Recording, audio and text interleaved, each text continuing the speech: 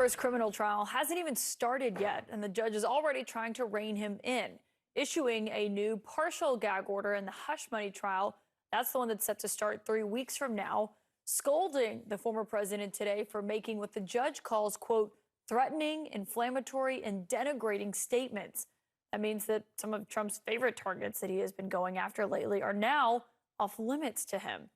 He can no longer go after Michael Cohen, Stormy Daniels, or any of the other potential witnesses in this case. The judge also says that Trump can't talk about the jurors, the court staff, the attorneys, or the prosecutors who are working under the district attorney, Alvin Bragg. Notably, when you read through this gag order, Bragg himself is still fair game, and so is the judge here, Juan Merchan. If you're wondering why this order is coming today when the district attorney asked for this a month ago, look no further than Trump's post-court news conference yesterday. In his order, Judge Merchan specifically points to one of the several false things that Trump says about Bragg as a prosecutor. You had other instances like Colangelo. Colangelo is a radical left from the DOJ who was put into the state working with Letitia James and then was put into the district attorney's office to run the trial against Trump. And that was done by Biden and his thugs also. Not only is there no evidence to support that claim, as he's referencing a prosecutor who's on this team, what he said there would now violate this new gag order. It's also worth noting here that hours before Judge Merchan issued this order, Trump was not only attacking him, he was also going after his daughter. I'm joined tonight by a pair of the source regulars, retired California Superior Court Judge Ladoris Hazard Cordell, and also former federal prosecutor Jennifer Rogers. Judge, let me just start with you. I just wonder if you were in Judge Merchan's seat here, would you have issued this gag order? Oh, absolutely. This judge did absolutely the right thing. Since 1976, the U.S. Supreme Court has said gag orders are constitutional if they follow certain guidelines.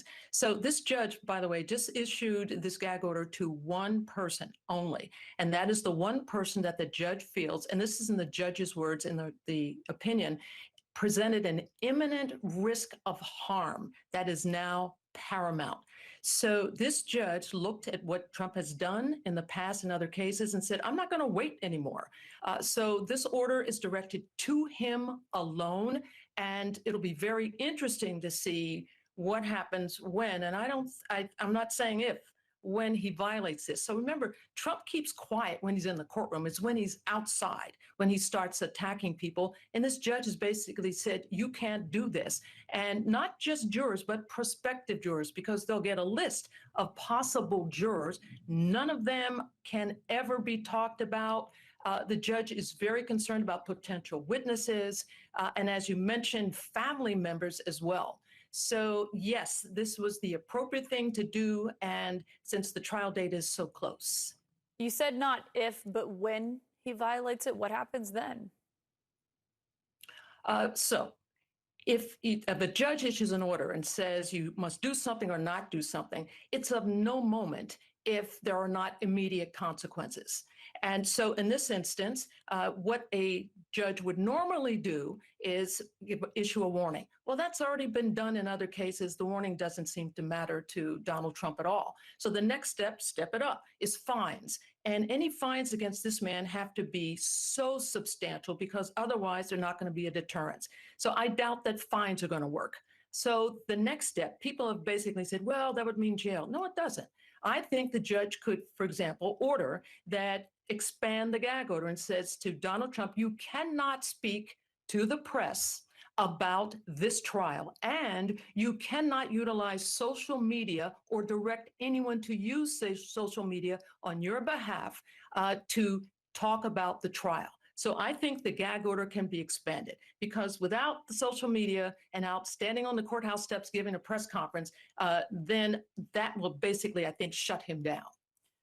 Jennifer Rogers, I mean, just hearing what the judge said there, maybe expanding this. I mean, the Trump campaign's already saying, what we've got here, they say prevents him from being able to engage in that core political speech, saying that, he's the presumptive Republican nominee. You should be able to talk about this. Yeah, it doesn't. I mean, he has a First Amendment right to speak and to do political speech, but it doesn't stop him from doing that. He can attack the case. He can call it a witch hunt, a hoax. He can attack Alvin Bragg, the DA. He can attack the judge. So he really can do everything that he ought to be able to do to say to his supporters, this is not, this has no merit. This is all a witch hunt. This is a political stunt or whatever he wants to say. It's just about these people who are underneath the main people, who are, not bold-faced names, who are being attacked, intimidated in the case of witnesses. And so that's why this order is going to stand up, because it's narrowly tailored to those people and not stopping him from saying what he needs to say to attack the case. So you think it'll stand up? I mean, Judge, just hours before this judge issued this order,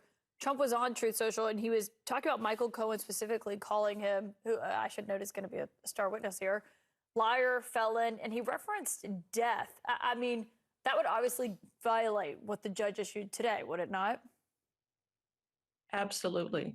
The purpose of the gag order is to give the judge control over management of the courtroom. And there is a Supreme Court case from 1966, basically says that a judge can and must do what is necessary to control the courtroom, to keep it from devolving into chaos. So this judge has to be ready to move if, I say when, Donald Trump violates this order. It will be of no moment if there are no consequences. So, this order is directed to the only immature adult in the courtroom. This order was not directed to anybody else other than one person who appears not to be able to control his behavior. He controls it in the courtroom, but now we're taking it a step further. Do you think that's the reaction we'll get if he violates it? I don't know what the judge will do. It's a really tough situation with someone who just will not comply with a court order. I mean, think about how crazy it is that we're in a situation where Donald Trump will not comply with a court order. Yeah, I don't know what the judge will do. We'll see. Yeah, well, good luck to his attorneys. I mean, this is the judge who would sentence him if he was convicted here. Exactly. Jennifer Rogers, Judge LaDoris Hazard Cordell, thank you both for joining tonight. Also today, another big update out of Washington is the Supreme Court heard its first abortion case since the overturning of Roe versus Wade, now going to decide the fate of the most widely